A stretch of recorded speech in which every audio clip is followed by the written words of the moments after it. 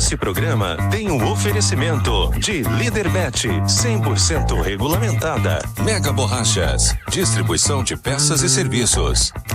Isso mesmo, é sempre pensando em você. Muito boa noite, estamos ao vivo. Vai, pam, pam. 18 horas e 31 minutinhos desta segunda-feira, uma semana mais curta, digamos assim, né? Começamos com um dia normal, tem um feriado já no finalzinho e a outra já reabre com outro feriado. Vai ser bom pra quem gosta daquela emendada, hein? Quem estuda, então, aí que diga, viu? Na minha época de escola, quando tinha feriado assim, nossa, mas eu achava bom. Mas agora, trabalho. E antes de tudo, meu agradecimento vai sempre a Deus por Ele me dar essa grande oportunidade de estar ao lado de uma equipe qualificada, que prepara sempre conteúdos de primeira, a oportunidade de estar com saúde, podendo levar muita alegria e entretenimento esportivo para você aí de casa que está chegando neste momento, depois de um dia, uma segunda-feira daquele modelo, e agora vai poder receber informações com alegria, alta astral e entretenimento esportivo. E olha só, hein? Teve muita coisa legal nesse final de semana. Ixi, tem conteúdo demais. Então, sabe o que você tem que fazer? Acessar o nosso site abaixo, caso você queira acompanhar no nossa live no placarisportivo.tv.br. Esse aqui é a nossa plataforma, o site onde estamos transmitindo ao vivo esse programa. Após o mesmo, o que o nosso convidado disser vai para as nossas redes sociais, porque lá, meus amigos, os views, os comentários, as opiniões contrárias bombam. E aí eu quero ver o que ele vai falar hoje aqui nos nossos estúdios sobre quando for questionado. Ele que está acostumado muito em fazer lives na sua página. Tem mais de 10 mil seguidores, acostumado a comentar com maestria e genialidade sobre os clubes goianos, brasileiros e internacionais. Ele entende com propriedade do que fala e pela primeira vez está aqui na TV, na emissora Fonte TV, no nosso programa Placar Esportivo. Quero que vocês recebam um jovem comunicador que até assemelha comigo no cabelo, Fernando Bastos. Boa noite. Boa noite, Danilo, tudo bem? Prazerzão estar aqui com você, né? A gente que faz o nosso trabalho lá com informação e entretenimento, né, na nossa página, então vamos que vamos tocar esse programa aqui junto aqui, beleza? Fernando, muito bom ter aceito o convite e confesso que olhando nós dois ali na TV, parece muito... Lembra bem, você não acha isso não? Rapaz, lembra, até quando eu cheguei aqui, eu falei, dá até pra gente fazer aquele outro programa, Mion e Mionzinho, dá pra fazer o Danilo e o Danilinho, né? Aí, quem sabe, hein? Olha, já joga a proposta lá, vai que a ideia pega, né? Vai que a ideia pega, a diretora tá nos acompanhando, né? Quem sabe? Fernando, antes de tudo, seja muito bem-vindo ao nosso programa, sinta-se em casa, são 5 anos que o Placar Esportivo está aqui na emissora Fonte TV, com alegria. A nossa equipe somos poucos, mas somos eficientes e graças a Deus estamos aí e podendo receber você para comentar tudo sobre esporte. Seja bem-vindo. Obrigadão, né? Obrigado a você, a equipe aí. Já era para ter vindo em outras oportunidades, mas muito bom estar aqui, deu certo, né? Então vamos comentar juntos aqui, espero aprender e também deixar aqui, quem sabe, algum conhecimento que juntos aqui vamos crescer juntos. Com certeza, essa sinergia vai contagiar quem está em casa. E como contagiou mesmo? Foi lá em Monte Carlo. Carlos Alcaraz até que perdeu o primeiro set. Tomou um susto pelo italiano Lorenzo. Mas no segundo set, rapaz, parece que apertou um botão assim, ó. O Lorenzo dormiu e o Alcaraz foi campeão. Veja aí. Temos um novo número. É isso mesmo. E de quebra foi campeão, subiu de posição, desbancando o Zverev. Agora Carlos Alcaraz, o espanhol, é o número 2 do mundo. E a Nick Sinner, que está punido, não pode jogar até meados de junho, ainda segue na liderança, disparado como o melhor tenista da atualidade. Alcaraz em segundo, Zverev em terceiro, Taylor Fritz, o americano, em quarto, Novak Djokovic, o sérvio, em quinto, Jack Draper em sexto, o britânico, Alex de Minaur, olha só em como subiu o australiano, hein? Ele enfrentou João Fonseca, ele era o número 10, agora é o número 7. Andrei Rublev, que também já foi derrotado por João Fonseca, o oitavo, Danilo Medvedev caiu muito, é o nono, e João Fonseca é o 59º, Thiago Monteiro está também entre os 100 melhores tenistas do mundo, e já Thiago White é o número 112 do ranking atualizadíssimo da ATP para você conferir. Ele foi campeão. Alcaraz é o homem de quem se fala. O espanhol que eliminou também o seu conterrâneo nas semifinais e de quebra agora bateu Lorenzo Musetti e foi campeão do torneio de Monte Carlo. Eu vou para um rápido intervalo e pode ficar tranquilo, é bem rápido mesmo, apenas 2 minutos e meio, porque na volta nós vamos juntos, direto até o final do programa, com muita coisa legal aguardando por você. Até já!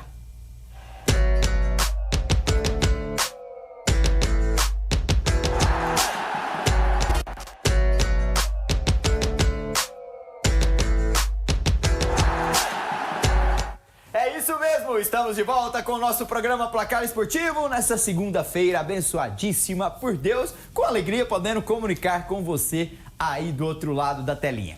O Anápolis estreou na terceira divisão fora de casa, Fernando Bastos. Até tomou um susto com esse gol aí do CSA. O time treinado por Igor Magalhães, bem organizado, chegou e está na terceira fase da Copa do Brasil, mas depois, rapaz, em 3 toques, um do goleiro, um de uma assistência e o bom atacante do Anápolis fez o gol de empate, decretando igualdade em números finais. O time anapolino e goiano estreia com 1 ponto fora de casa, Fernando. Importantíssimo, né, o nosso time aí na Série C, representando aí bastante, né, o time do Anápolis. A gente que perdeu uma vaga ano passado e o Anápolis sobe, né, fez essa troca aí com a Aparecidense. Torcendo muito aí pro time do Anápolis poder subir, quem sabe ano que vem aí a gente tá comentando mais sobre ele lá na nossa página, né, e falando sobre o Anápolis, sobre a campanha e sobre o trabalho que vem sendo feito aí no nosso estadual. O time foi muito bem, né, então mostra assim que tem competência, tem gestão e tem tudo, né, para poder conquistar o acesso. A gente sabe que a Série C tem uma dificuldade enorme, porque tem aqueles 2 formatos, né, primeiro pontos corridos, depois tem a fase de mata-mata, então é uma competição extremamente difícil. Mas tem como sim, né, o Anápolis mostrou que consegue esse tipo de disputa, tanto a fase de pontuação e também a fase de mata-mata. Então eu acredito sim que podemos fazer uma grande competição, o time do Anápolis aí.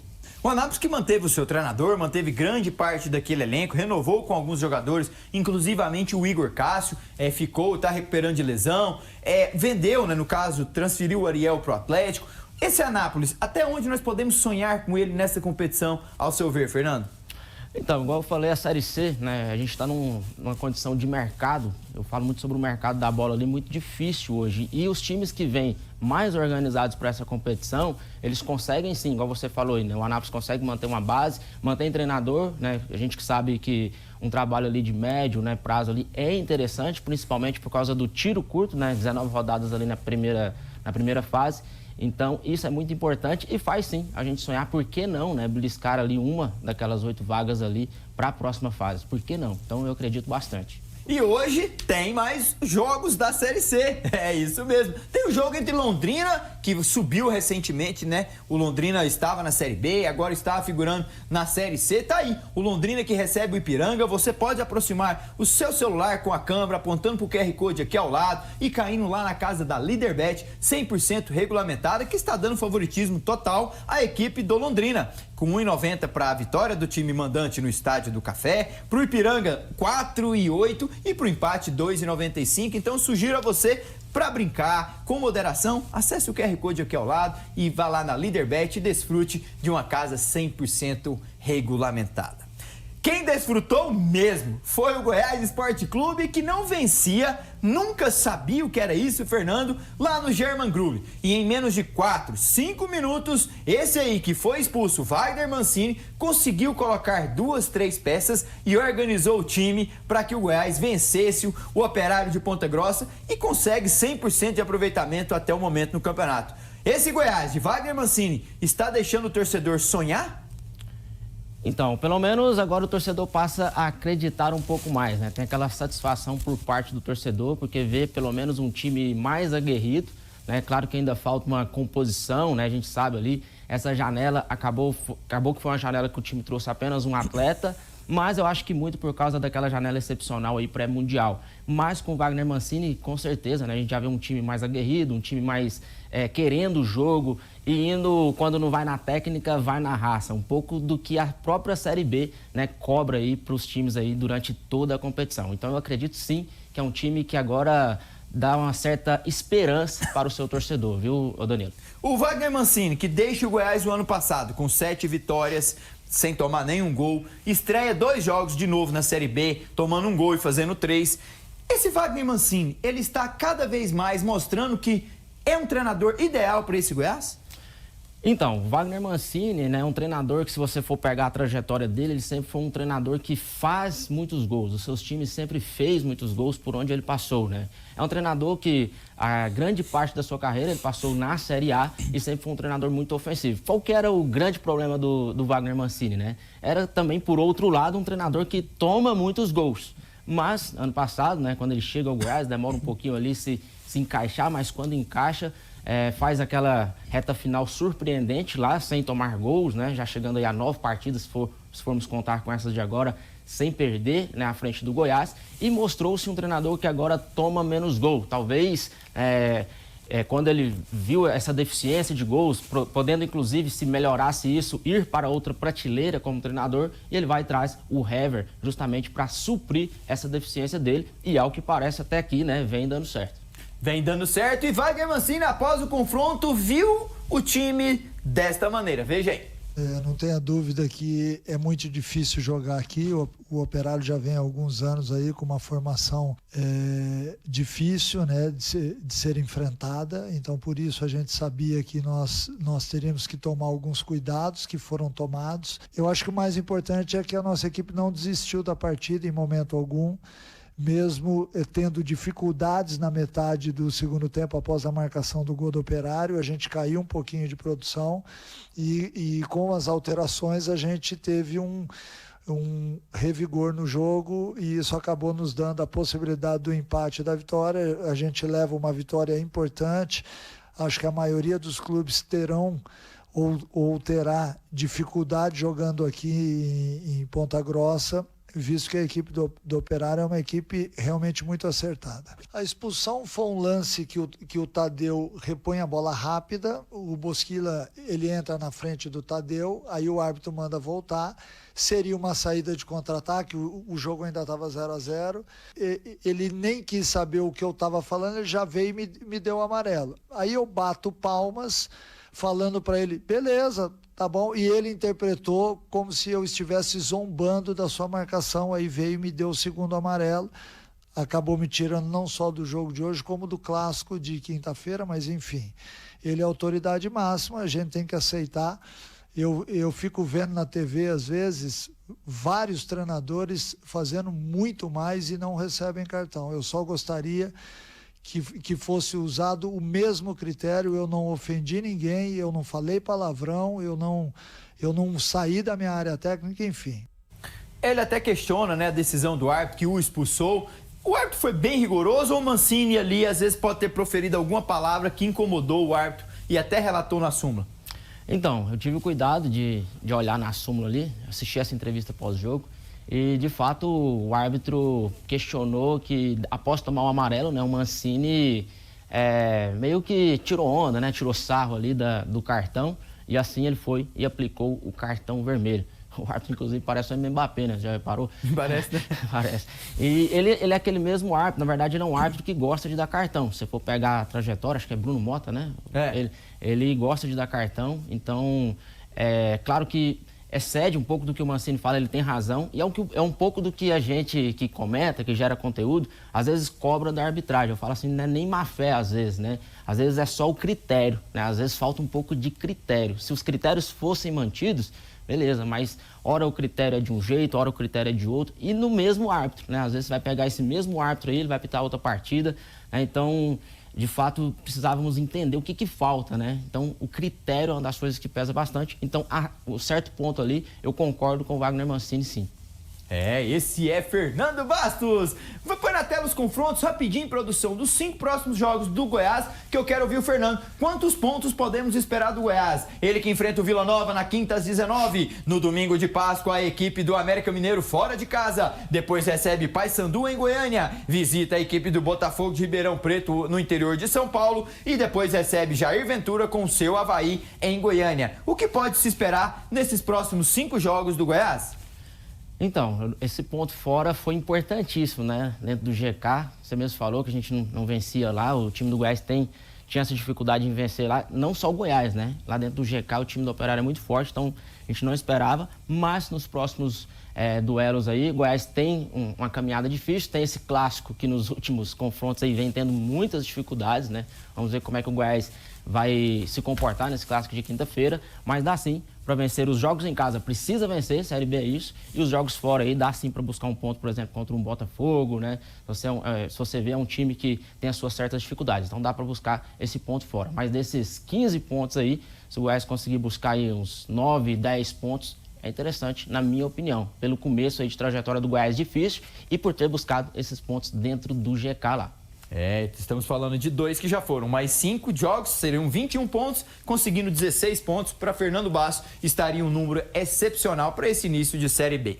Mas o Goiás vai enfrentar um time que o Fernando acabou de citar. Nos últimos recortes, está sabendo jogar contra o time esmeraldino. Seja dentro, seja fora, seja no Serra Dourada, o Vila aprendeu a ganhar do Goiás e nesse ano não sabe o que é perder para o rival. Venceu 2 vezes, empatou 1 e é o grande campeão goiano. E com o gol de Gabriel Poveda, o Vila despachou o Paysandu, que até teve um certo volume no Serra Dourada. Mas o Tigrão somou 3 pontos, que foi fundamental para enfrentar o arquirrival na próxima quinta. Fernando?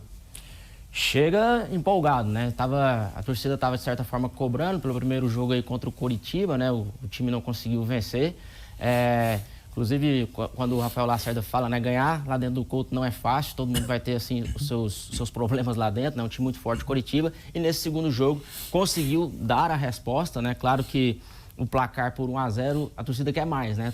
Os torcedores sempre querem mais, né? Funciona desse jeito, mas os 3 pontos, né? Tá lá, tá pontuado, então com certeza é uma vitória que é importante para o Vila Nova, que chega para esse clássico. Claro que todo pré-clássico a gente coloca pesos, né? São os divisores, né? Eu vi o Rafael falando assim, ó, quando eu cheguei aqui me falaram que eu tinha que ganhar clássico, me falaram que eu tinha que voltar a vencer o estadual, então o clássico tá ali, né? A gente só tem que tomar cuidado que às vezes os clássicos também a gente acaba ferindo bons projetos nossos aí de médio e longo prazo. Eu sempre falo isso, a gente tem que medir a forma que a gente coloca o peso também sobre os clássicos e analisar também o projeto como um todo.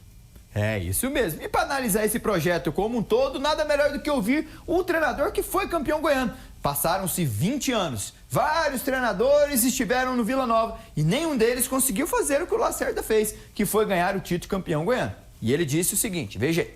Quando a gente monta um elenco, o nosso elenco não é um elenco muito grande, mas elenco de qualidade. Acho que todo mundo que entrou hoje entrou bem na partida. A gente entendia que com os atletas que a gente tinha à disposição, né, ser um ataque que ia conseguir pressionar mais o nosso adversário. A gente sabe que o Paysandu, até pelo estilo de jogo do Luizinho, ia tentar jogar. E em diversos momentos a gente conseguiu numa pressão mais alta, principalmente até fazer o gol. E no segundo tempo também a gente conseguiu pressionar alto, mas muito pela característica. Claro que a gente formatou a maneira de pressionar o adversário de uma forma diferente, mas muito devido à característica individual. Eu não posso pedir para determinado jogador, se ele não tem a característica de força, de velocidade, pedir uma coisa que ele não vai conseguir executar. Então, assim, sempre que a gente não sofreu no jogo, foi quando a gente teve a bola, né? A gente conseguiu trabalhar, ver algumas coisas que a gente trabalhou, algumas construções, o Jean fazendo uma escorregada para o lado esquerdo, o João Vieira com muita mobilidade por dentro, o Torres onde de uma maneira mais central a gente conseguiu, né, ter muita linha de passe, acho que isso facilitou. O Poveda, que não estava sendo tão acionado nos outros jogos, hoje foi bastante acionado, fez uma partida boa, né, conseguiu fazer um belo gol. Assim, a gente poderia ter feito o segundo gol, a equipe do Paysandu também criou, mas muito feliz com a vitória de hoje. Rafael Lacerda está muito feliz com o triunfo que conseguiu no sábado diante do Paysandu. Ele é muito cobrado, Fernando, pela produção ofensiva, digamos assim. Lá no Amazonas foram 31 gols em 38 jogos. No Vila Nova, até o momento, 1 gol em 2 jogos na Série B. Pode-se esperar um time do Lacerda na quinta-feira sendo mais do mesmo, um time que defende super bem e que vai, aproveita 1, 2 ocasiões, faz o gol e fecha a loja? Então, eu acredito que sim. É o que você falou. E a característica, né, do Rafael, né, ele é um treinador desde o Amazonas, a gente que vem acompanhando o trabalho dele, é a característica dele. Ele preza ali pelo sistema defensivo, tanto que os números mostram isso, né? Ele fala que, acho que é bem nessa coletiva aí mesmo, ele fala que o Vila é o melhor time defensivamente, Série A e B. A Série B eu posso falar, né, com propriedade, de fato o Vila hoje é a melhor defesa entre os times da Série B, se nós formos contar aí todos os times, né, que estão aí proporcionalmente falando. O Vila toma uma média de 0,5 gols, ou seja, a cada 2 jogos o Vila toma 1 gol. Então o sistema defensivo tá ok. E o sistema ofensivo é isso, né? Esse é o estilo Lacerda, talvez fazer o oposto, né, do que o Mancini, né, nós falamos aqui, né? O Mancini trouxe o Hever para resolver o sistema defensivo. Talvez o Lacerda aí trazer alguém que ajudasse ele nessa parte ofensiva, né? Então, eu acredito que sim, podemos esperar o mesmo aí do Rafael Lacerda jogando nos erros ali do Goiás por 1 ou 2 bolas.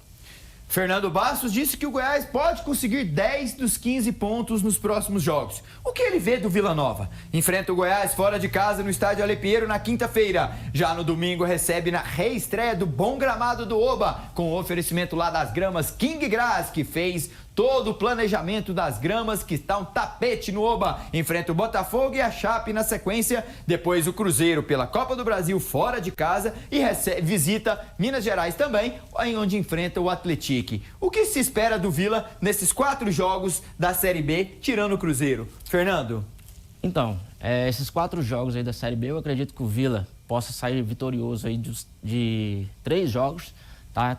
O Botafogo, por exemplo, em casa, a Chapecoense em casa, pega 2 bons jogos em casa, tá?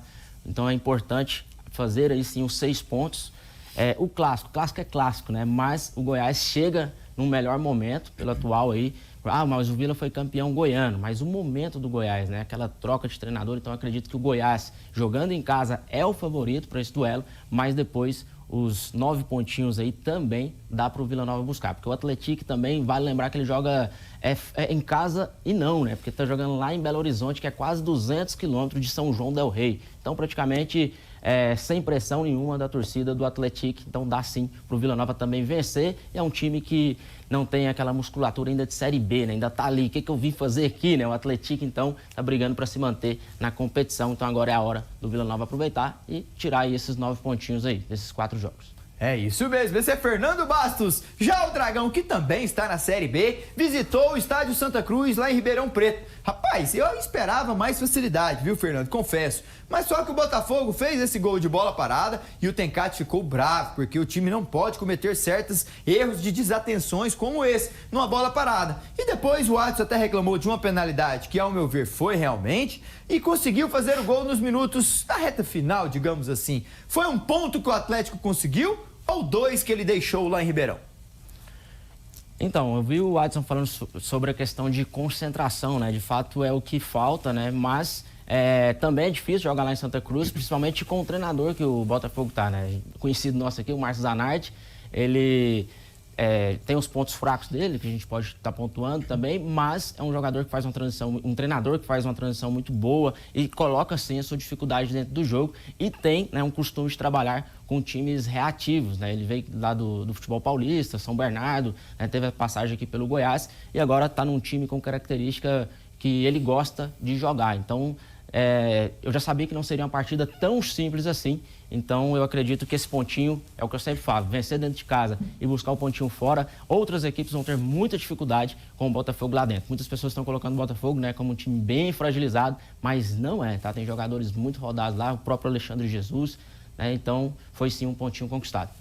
Isso é Fernando Bastos, hein? Eu confesso que eu esperava um Botafogo bem mais fragilizado e complicou e muito a vida do Atlético. Vamos ver o que disse Cláudio Tencate após o confronto? Fala, professor. Olha, realmente a gente sabe que tem erros pontuais. A comunicação é um estado de alerta. Futebol, quando você tem, principalmente jogar de bola parada, a comunicação ela tem que ser rápida, o ajuste tem que ser rápido. Nós deixamos um buraco na frente, sabíamos de algumas jogadas que o adversário tinha, trabalhamos para que isso acontecesse, neutralizar elas. Eu acredito assim, a maior parte do jogo a gente fez bem, só que isso a gente tomou. Então, o que não digo me irrita, o que a gente vai ter que trabalhar muito é não sofrer o gol antes, saber gerenciar melhor a partida, se o adversário, igual na casa do adversário, se o adversário começa melhor do que nós, saber gerenciar esse momento, suportar, né, e ir crescendo na partida e mudar o quadro a nosso favor. E não sair atrás do placar. Então, esse é um ponto que a gente vai trabalhar insistentemente para poder corrigir. Né? É gradativo, né? Se eu vou afirmar assim para você, só treinando igual a gente fez intertemporada era pouco, agora jogando a gente vai identificando característica, quem pode entregar mais, quem não está entregando, e aí as conversas individuais, coletivas e vamos ajustando a equipe. Tenho certeza que a gente pode ajustar e melhorar a equipe. Mas um outro dado importante é que o Atlético não tinha força de poder de reação. E o Atlético está tendo força de poder de reação, de continuar jogando, de continuar mantendo um padrão, de ir buscar o seu gol, manter-se organizado, né? Então, eu vejo, tem ainda uma deficiência, mas nós melhoramos uma outra. E isso, consequentemente, a gente consegue enxergar que o Atlético está tendo poder de reação. Uma coisa eu posso definir o Cláudio Tencate nessa leitura inicial de Atlético Goianiense. Ele é um dos melhores treinadores que tem nessa Série B. a entrevista dele nesse pós-jogo, ele demonstrou um certo conhecimento da competição, Fernando, que levou o Criciúma à Série A do ano de 2023, que fez com que o Atlético ontem conseguisse esse um ponto, que fez com que o Atlético tivesse e reconquistasse esse poder de reação, algo que não se viu ao longo do Campeonato Goiano. Podemos dizer que o Atlético está muito bem servido com o Tencate?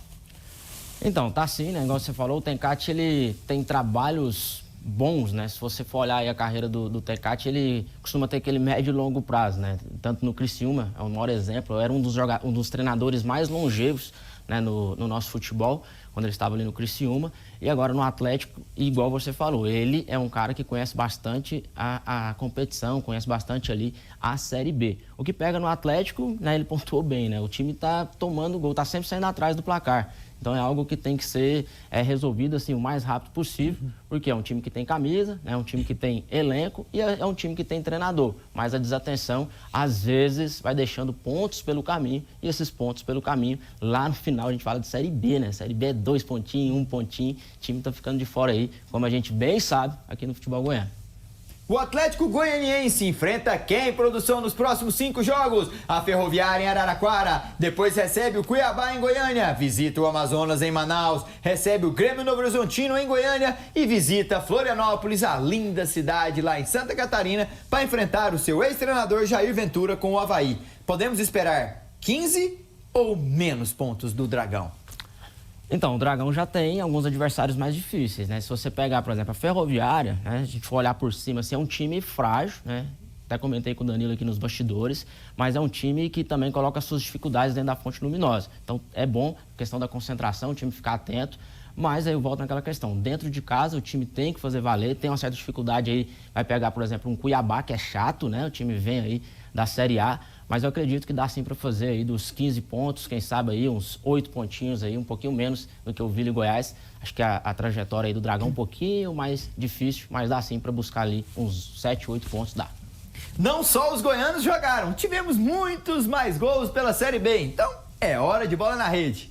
Segunda rodada da Série B foi marcada E a classificação da Série B está o seguinte: 4 times venceram seus 2 jogos. É o Atlético Paranaense e o Coritiba, dos dois da linda e bela capital do estado do Paraná, CRB e Goiás. Foram os times que venceram todos os seus jogos, 2 vitórias em 2 confrontos. Já o Dragão vem na 5ª posição com 4 pontos, o Vila Nova é o 10º com 3 pontos. Estariam rebaixados hoje times que não somaram pontos até o momento: Paysandu, Chapecoense, Volta Redonda e Atlético. Podemos dizer que desses 4 que estão aí hoje, pelo menos 2 deles vão estar lá no final, Fernando?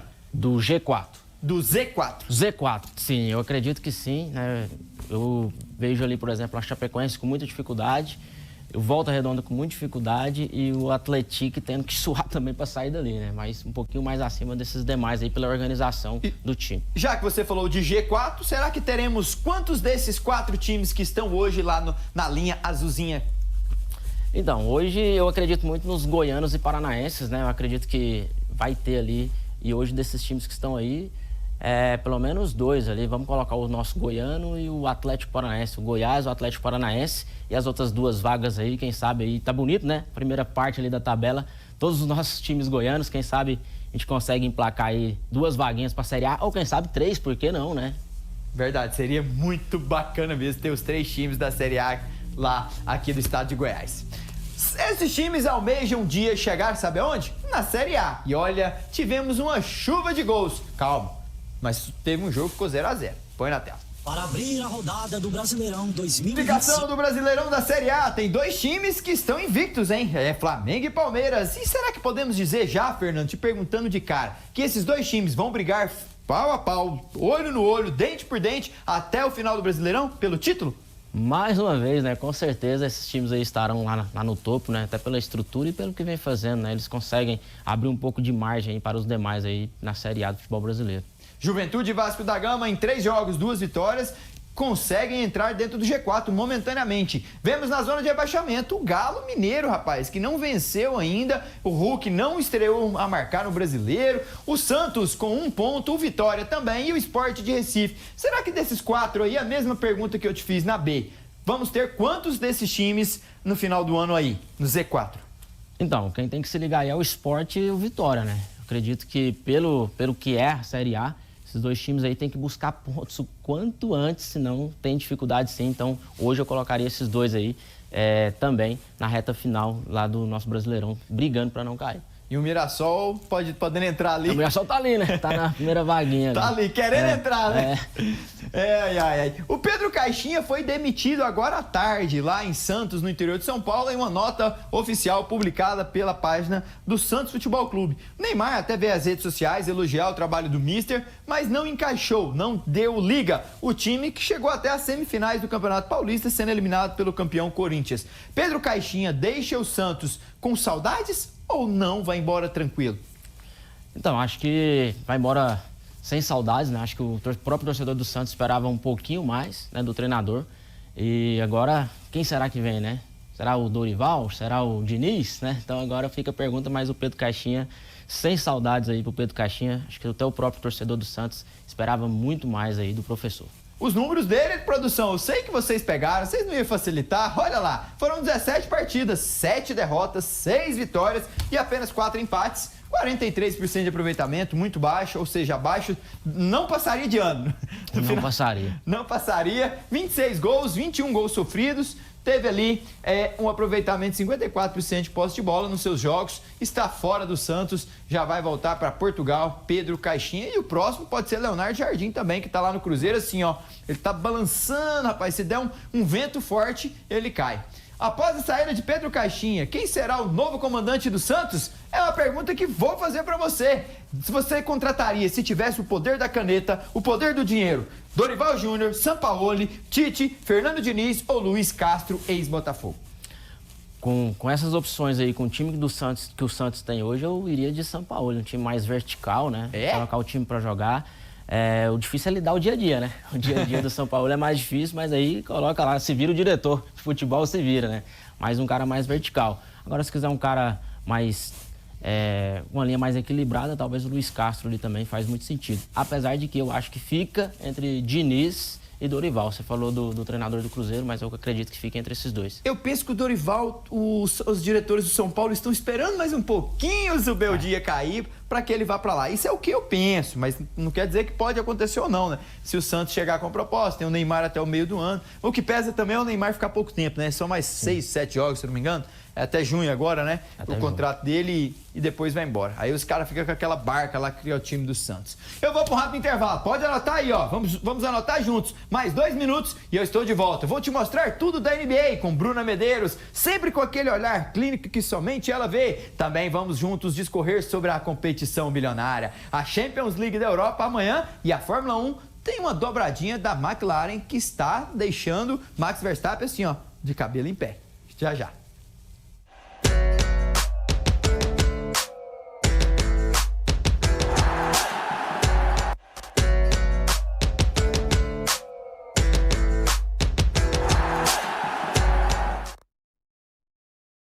Programa Placar Esportivo, opa, quase que eu não volto aí, mas eu estou aqui com a graça de Deus para te contar de uma empresa que tem 40 anos no mercado, e essa sim, onde cada um tem o seu papel. A Papelaria Tributária está aqui nos nossos quadros do programa Placar Esportivo. Alô Janaína, alô Juarez, seu Enio, muito obrigado pelo carinho de todos vocês com nossa equipe, e a bola da vez lá na Papelaria Tributária para os universitários. Põe na tela. A chamada agora é para os universitários. A Papelaria Tributária faz a grande promoção de volta às aulas dos universitários. Todo o material técnico-científico para os universitários com preços incríveis. Esquadros, escalímetros, pranchetas, réguas, compassos, mochilas, papéis e muito mais. Volta às aulas dos universitários é na Papelaria Tributária. Papelaria Tributária, onde cada um tem o seu papel. Onde cada um tem o seu papel, com lojas em Goiânia, Anápolis, mochilas, compassos, materiais para escritório, tudo você encontra em um só lugar. E não adianta procurar em outro, aqui é referência, é Papelaria Tributária, onde cada um tem o seu papel. São 40 anos de credibilidade, confiança e entrega mais rápida para você. Vai lá, comprova tudo que eu tô falando. Lá em casa só entra coisas da Papelaria Tributária para os meus filhotes. Fórmula 1, com oferecimento de Papelaria Tributária, vamos viajar lá para o Bahrein, no circuito de Sakir, algo que jamais tinha acontecido. A McLaren com Oscar Piastri vencer lá no Bahrein. E não é que ele fez uma corrida irreparável, de ponta a ponta? Deixa eu ver. esportivo. É isso mesmo, aqui você não perde nada. E Lando Norris é o líder com 77 pontos, seguido de Oscar Piastri com 74 e Max Verstappen com 69. Só ele pontua na RBR. E George Russell mostra a força da Mercedes, que está ali na quarta posição com 63. Leclerc e Hamilton, que ficaram em quarto e quinto lá no Bahrein, ainda estão longe do G3, digamos ali, que é a pontuação mais próxima do grande título da Fórmula 1. Saindo de Bahrein, nós vamos para a América do Norte, porque lá, Bruna Medeiros vai me contar tudo. Acabaram os jogos das fases regulares. Quem classificou para o play-in? Quem classificou nos playoffs? Você sabe me dizer? Então, olha o que Bruna traz pra gente. Muito boa noite para você ligado aqui no Placar Esportivo. Eu, Bruna Medeiros, estou aqui para falar sobre o fim da temporada regular da NBA. Para mim, a melhor temporada regular dos últimos anos, foi cheia de competitividade até o final, até a última rodada. Então, eu estou aqui para trazer um resumo, principalmente na briga da Conferência Oeste.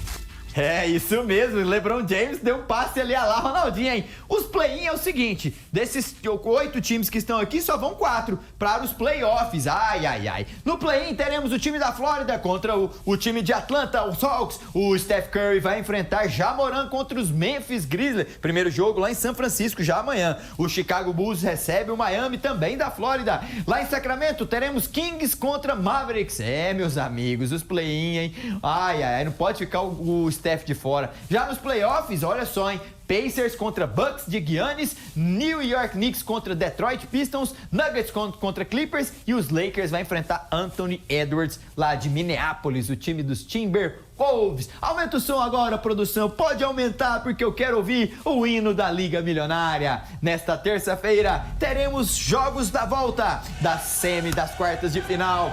Teremos aí os jogos da volta. Primeiro vai acontecer lá na Inglaterra, Aston Villa contra Paris Saint-Germain. E a minha pergunta pra você, Fernando Bastos, o primeiro confronto, 3-1 pro Paris. Agora é na Inglaterra. Será que o Unai Emery e o Aston Villa dá a volta? Então, com certeza não, né? Que a Champions ela é incrível nisso, né? Mas acredito que o PSG vai passar de fase aí contra o Aston Villa. PSG nas semifinais? Nas semifinais. É, meus amigos. Borussia Dortmund, na Alemanha, tem uma tarefa difícil. Tomar de 4 lá na Catalunha fará a missão impossível lá no Signal Iduna Park de reverter esse resultado? É, nada de missão impossível, não tem jeito, né? 4-0, Barcelona, na estrutura que o time tá, o jeito que o time já tá jogando aí, Rafinha e tal, já era. Barcelona nas semifinais também. Então teremos para você Barcelona e Paris amanhã nas semifinais. E as odds estão na tela para você. Quer aproveitar lá na Leaderbet? Aproxima o seu QR Code aqui ao lado. E olha só, a odd do Borussia para vencer em casa, 3,77. O Barcelona fora, 1,80. E o empate, 3,99.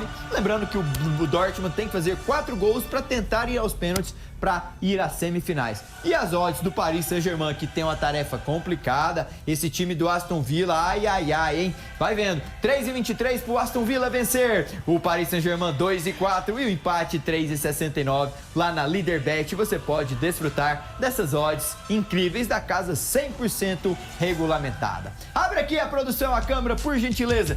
Fernando, vem aqui, deixa eu despedir de você. Muito obrigado. Valeu, por amigo. ter vindo. Tamo junto. Hein? Agradeço muito. Valeu demais. Engrandeceu muito o nosso programa. Sinta-se em casa quando quiser vir. Chama mais vezes que pode ter certeza que a gente vem. Espero que tenha gostado. Gostei demais.